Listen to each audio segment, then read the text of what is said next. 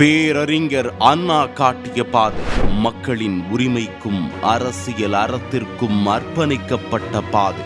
ஆனால் அண்ணாவிற்கு பிறகு அவர் துவங்கிய திமுக அந்த பாதையிலிருந்து விலகிச் சென்றது.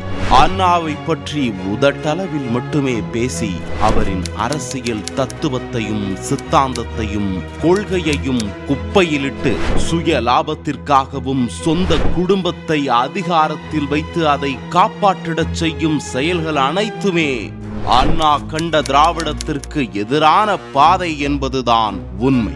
அண்ணாவழி திராவிடம் எனும் லட்சிய பாதையில் நம் மக்களின் மனசாட்சியாக அண்ணாவின் குரலாய் அண்ணாவழி திராவிடம் எனும் இதழ் ஒலிக்கவிருக்கிறது. மாதம் 2 முறை டிஜிட்டல் வடிவில் வெளியாகும் இந்த இதழில் திமுகவால் திட்டமிட்டு மறைக்கப்பட்ட உண்மைகள் வெளிவரும்.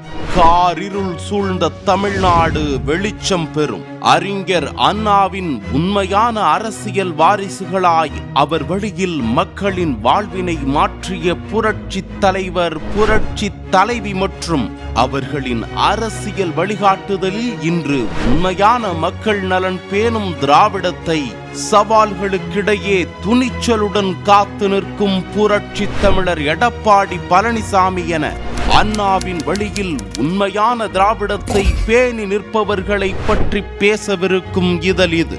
அண்ணாவழி திராவிடம் இது வெறும் பத்திரிகை அல்ல. அறிஞர் அண்ணாவின் திராவிடத்தை உலகிற்கு ஓங்கி உரைக்கும் டிஜிட்டல் புரட்சி. செப்டம்பர் 17 முதல்